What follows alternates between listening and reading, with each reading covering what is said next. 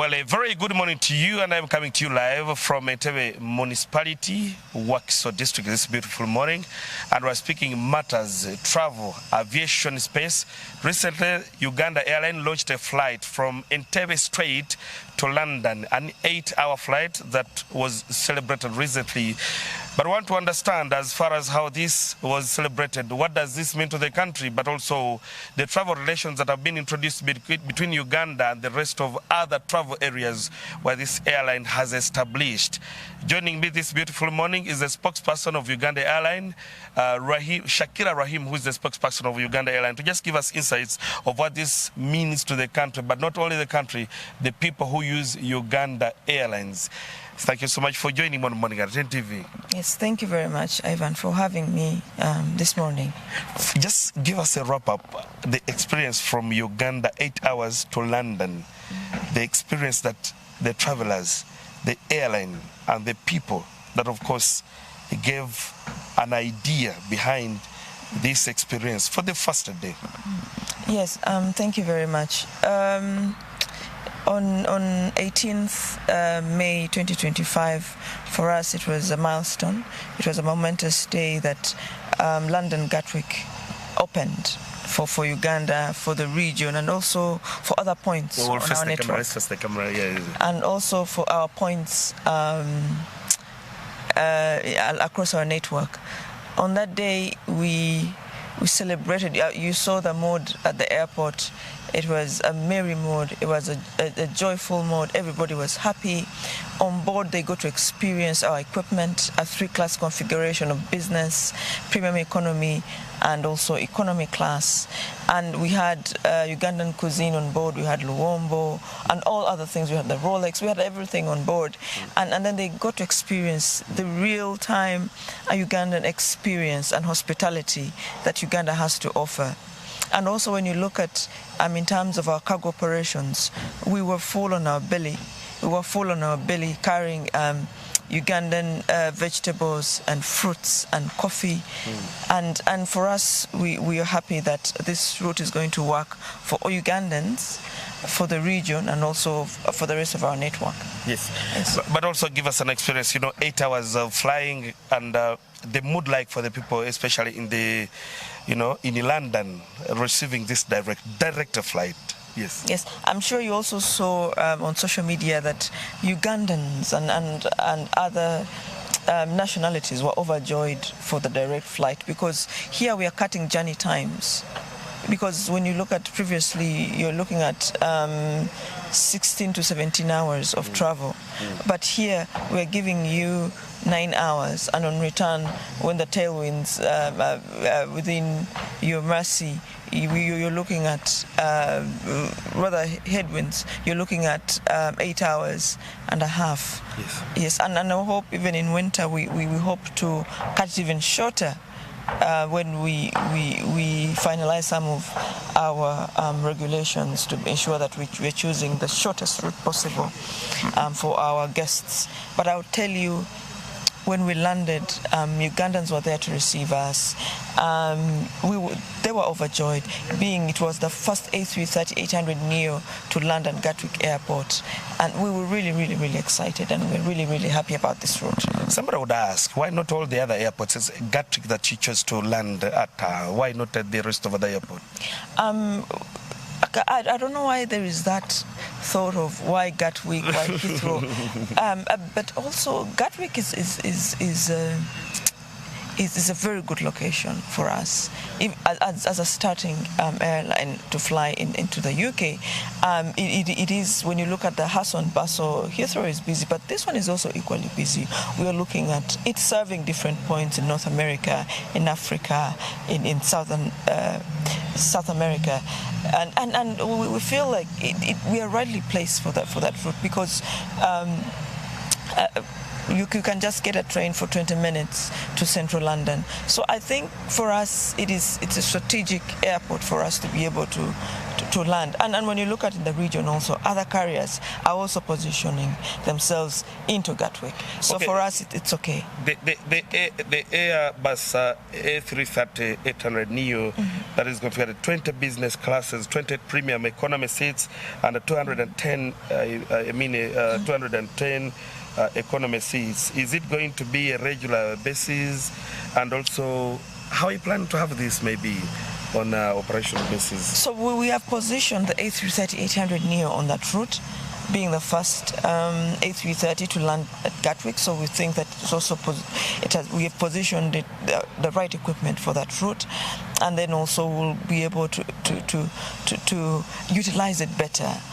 So we are recoping on utilization, but also the comfort in the Airbus, but also the service in the Airbus, and it's in the region is the only 3-class configuration with premium economy, a bridging class between business and economy, and you're getting value for your money. So we think this is the right step in the right direction. Yes.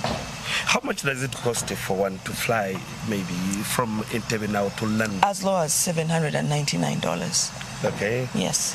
And how many direct flights are we having maybe in a week? So we are having 4 flights in a week. So we'll start Sunday, Tuesday, Wednesday, and Friday. So you can always go on Friday and come back, on Sunday. Or you can go Wednesday, come back on Sunday, whichever way you choose. So we feel that even the timings are really convenient for anyone flying for business, visiting relatives, or even a tourist. But also we want you to tell us, away from flying people that want to go to London or from London to Uganda, what value economically can we have for Uganda? For example, we know Uganda Airline picks Ugandan food from the country to Dubai and the rest of others. So what value additional from just traveling passengers to London or from London to Uganda here? So we feel that this route is not just flying people, but it is adding value, it's creating value to this economy. For example, cutting journey times. Anybody would want to fly direct to London. And then also cargo, we are positioning our cargo to be able to support a Ugandan farmer, exporter.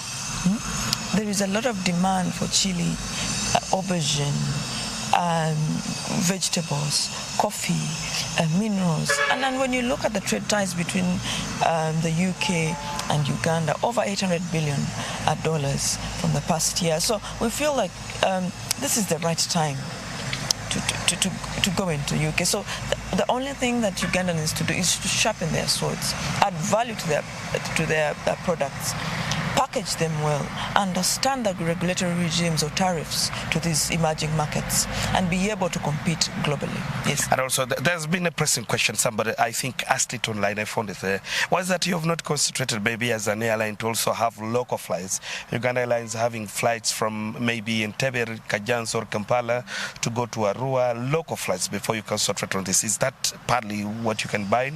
Actually, it is in our strategy. Right now, we are in the process of finalizing our 10-year strategy, and we've placed it rightly so in our strategy. But also, you have to look at the ecosystem. We need infrastructure to be able to land in some of these places. Is the infrastructure there? So those are the things that we're trying to work on with other stakeholders, but it is in our strategy.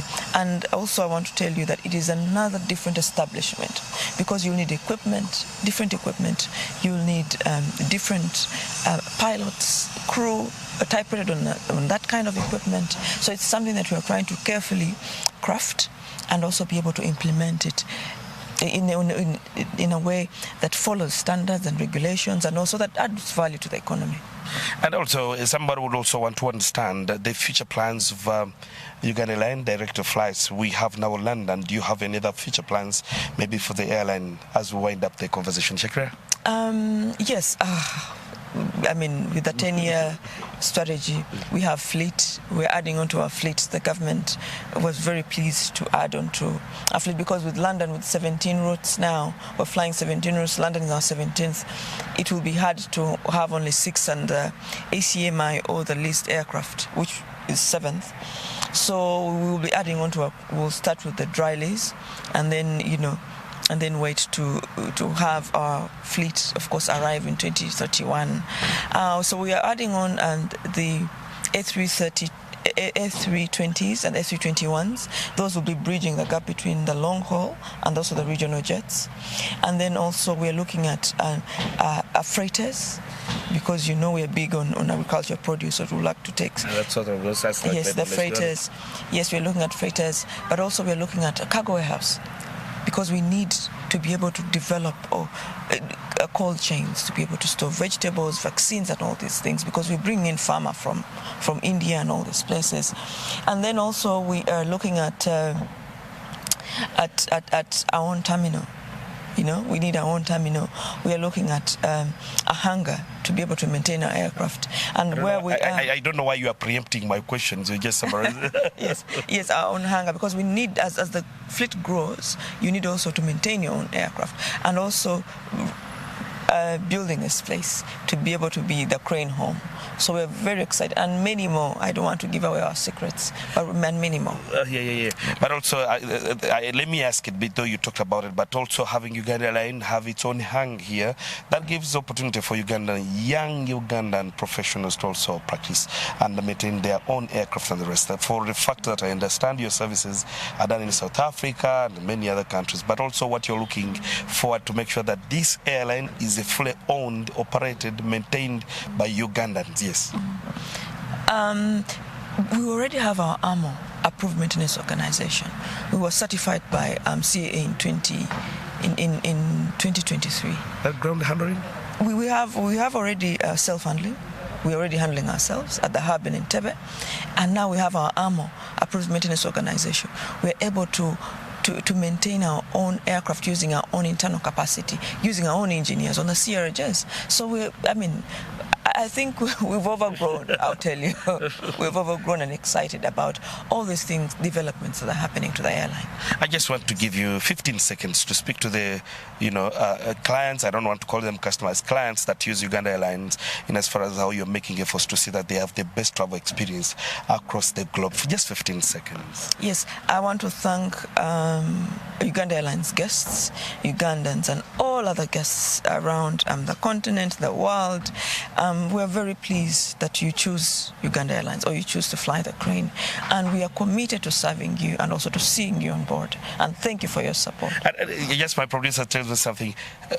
Fly with Amos Wekesa to London. I don't know what that concept is. I've seen it. He says he has seen it trend online. Do you have an idea? You can say something about it. I beg your pardon? Fly with Amos Wekesa to London.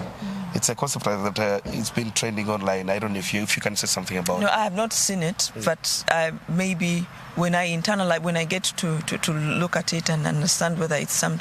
Well, we are always happy to work with Wekesa. He's our stakeholder. He's our friend. He flies with us, so we're really, really excited. We missed him over in London, but we hope we can catch up. Okay. For time reasons, I want to let the conversation be for now, but thank you so much for making time to speak to us, Shakira. Thank you very much, NTV. Always happy to have you here. Yes. Shakira Rahim, who is just a spokesperson for Uganda Airlines, just giving us insights about the airline's operations, of course, the interest that and expanded operations that the airline is undertaking. We recently saw the launch to London, and now what awaits ahead of London routes, but also the long-term plan for the airline to sustain its operations and what has been going on. It's an insightful conversation. We also hope that as the airline expands, more Ugandans are taking advantage. You who is a farmer now in the village, your beans, your bananas, being flown from Entebbe to London and the rest of other destinations. For time reasons, allow me to lead the conversation back to the studios.